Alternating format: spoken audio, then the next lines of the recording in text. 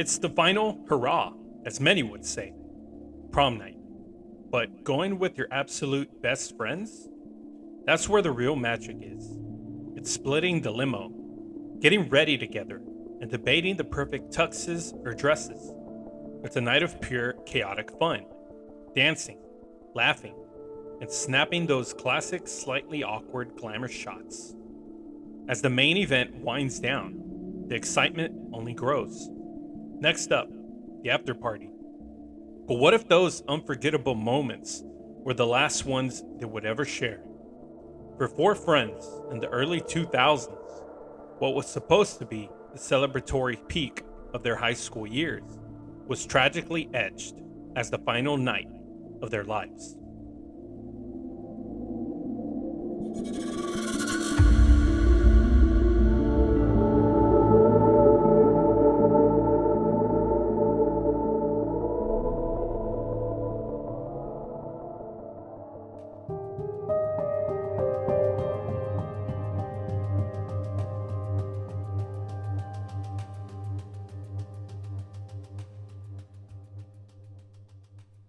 This is Jump Scare. It's our season finale, and we have a special guest in the studio, and first timer to the Ghoulverse, Ellie Bednarz, who also got me into the world of pickleball. Welcome. How you been? You know, Rob, it's a good day to have a good day. So anyone who's listening, they're probably like, who is this girl? So like you said, Rob, my name is Ellie Bednarz, born and raised in Michigan. So I came from bordering Canada, and now I live in Laredo, which borders Mexico. So I gone country to country. I work at KGNS. I'm a digital content coordinator and producer. That's how I met Alex. And like you mentioned, the world of pickleball, that is my arena right now. I picked it up back in November, and now I go 4 times a week. It's really just an awesome, fun activity. I'm a super competitive individual, so I really like to hit a little plastic ball with all my aggression. But it's great exercise, and it's great community, young and old. So I've made a decent amount of friends there. Being a competitive spirit as well. I do like to get out on the flag football field once in a while. I have been flagged recently for tackling instead of pulling flags. And then, speaking of sports, I love sports. Anything that comes to, pickleball, football. That's how Alex and I connected as well. She's a Philadelphia Eagles fan. I hate that. I'm a Detroit Lions fan, so I'm in the land of misery always. We've never made the Super Bowl, so I can't really brag much. But I mean, your team is actually really good. I mean, we're starting, but we've never been able to reach the top. But you know what? That's the thing about humbling spirits, because even in the land of Detroit sports, you talk Tigers, you talk Red Wings, you talk Pistons. We're just a bunch of land of losers in a sense. But I think that's what makes me a little bit tougher. I know how to adapt from adversity when things don't necessarily go your way. Life is not about winning all the time, but how you adapt in the land of losing in adversity. Being competitive as well. I grew up playing golf. I love golf. A little bit of a slower sport. I know a lot of people don't like to watch it or play it, but you know what? Tiger Woods changed the world of sports. So it's a game that I loved. I started playing when I was 7, made the state championship when I was a senior in high school, the second only in the history of my high school. So I can't really brag. I'm not as good as I used to be 8 years ago. But yeah, so sports for sure. I love the outdoors, hunting, fishing as well. I know it's a little bit different of a landscape here in Laredo compared to where I'm from back home, but sinking line and sinker, hook, let's rip some lips on some bass, let's go out there. I love it. I mean, that's a little bit about me, being outdoors, but also very centered on community and family for sure. One thing that I can definitely give credit to Laredo is, being an outsider. I didn't really fit in right away, but I found out that the Hispanic community, they do love people, and they like to introduce people through food for sure. So, it's like, let's come over to my house for a carne asada. It's like, I literally just met you. And it's like, it's okay, mija. Like, you're good. So, I really do enjoy my life here. Being 24 hours away from home is extremely hard. I don't necessarily get to see my parents or my sister, but I could definitely say I've adapted. I have, a Laredo family for sure. And, every day is just a gift. So I'm very appreciative, to have met you and met Alex and be able to get into different universes, throughout Laredo. There's a lot that a Laredo has to offer. And that's one thing that I've been working on too at work, trying to figure out how to let the public know how Laredo operates, small businesses or nurses, what makes Laredo Laredo. So I think there's a lot to appreciate on what we have here in the 956 for sure. Well, thank you for sharing with us that, and welcome to Laredo, Texas, and welcome to the Ghoulverse. I'm ready. Let's do it. All right, let's listen to the season finale of Jump Scare 3.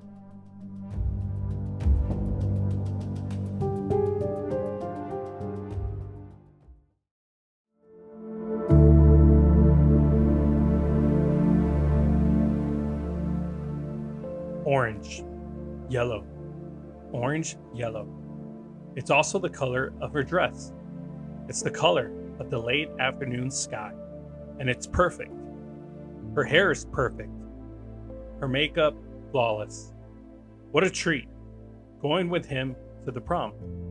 It's not even her own prom. She's just a junior, invited along for the ride. Gotta hurry, she says. They absolutely must take those corny parent photos. Here he comes, dressed in crisp white.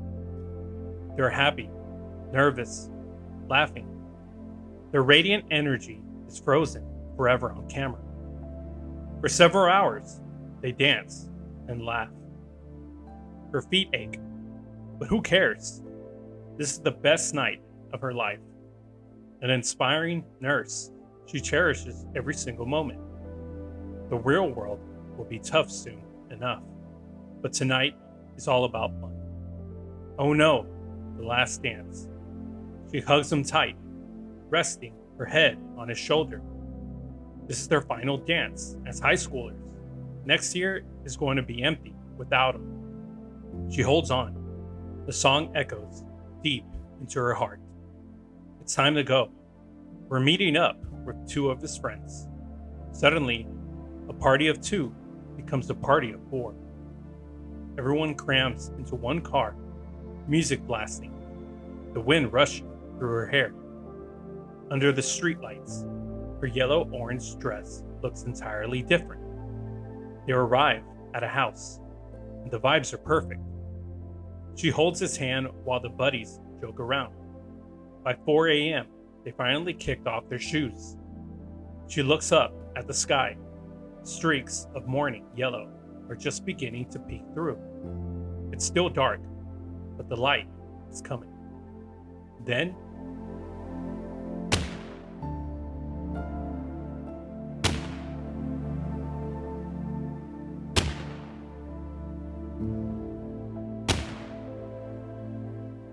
darkness descends. Silence.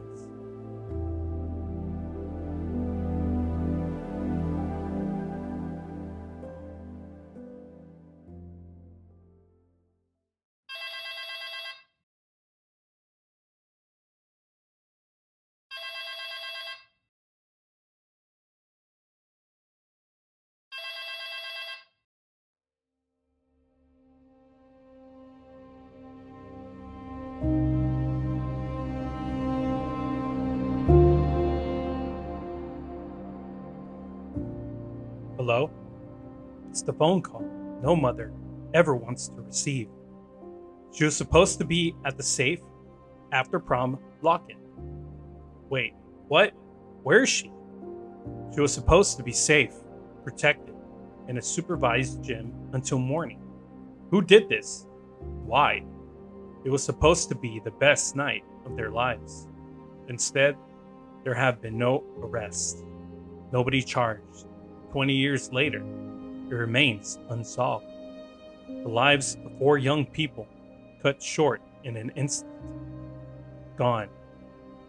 The killer walks free, having robbed Megan, Michael, Edric, and Dante of their futures on the best night of their lives.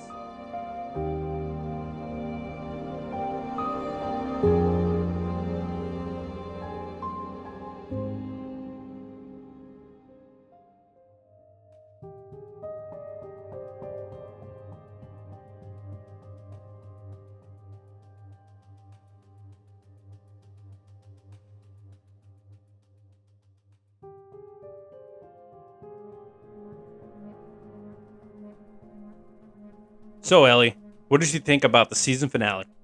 So my very first reaction is, right away the description behind everything, hearing orange, yellow. It's like, okay, so now I have to use my brain to visualize everything.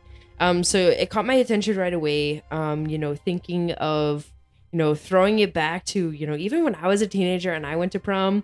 It was something that I was excited for, going for with my friends and all of that. And to think that something possibly could go wrong in those moments, it never really crosses your mind. Like, you're there. If you're someone like me who likes to shred it up on the dance floor, like, yeah, of course, you're gonna be out there having fun no matter what. And so thinking of, even the description of the pain that she probably had in her feet. They didn't kick up their feet until 4 a.m. So, and of course, I'm like, man, 4 a.m. Like, nowadays, I'm in bed by 11, no later. So they must have been having, living in the full moment. And then I also think of that first reaction. Of course, I'm not a mom, so I don't know what it's like to be on the receiving end of a phone call of a loved one who has passed away, but I have witnessed that through different stages of grief and stuff like that. So a mother's love for her child is always something that stands out in these kind of stories.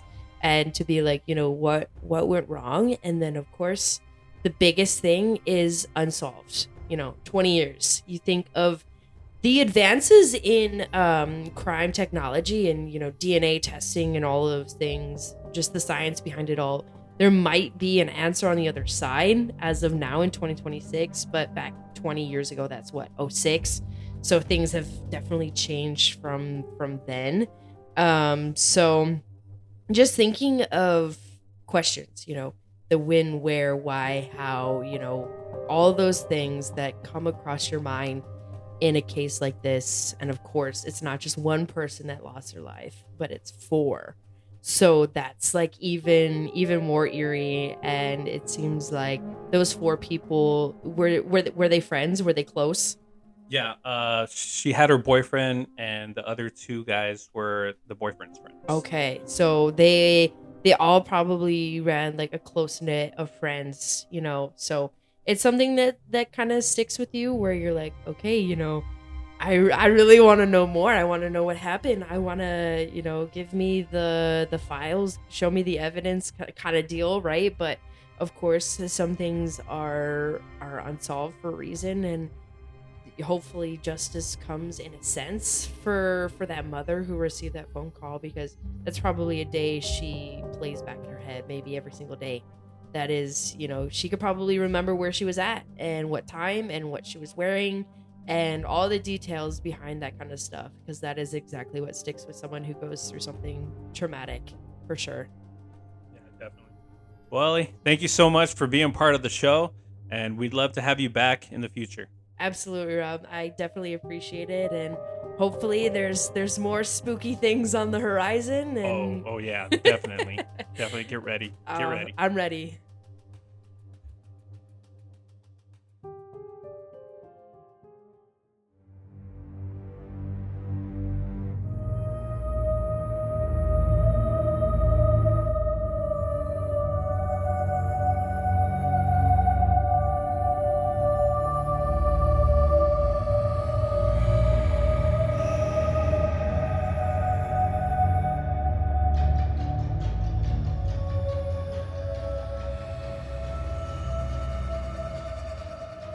Hola, soy su locutor, Roberto Cortés, y sigan en sintonía para la cuarta temporada de Radio Fantasma. Si no estás escuchando Radio Fantasma, sería mucho más cool si lo hicieras.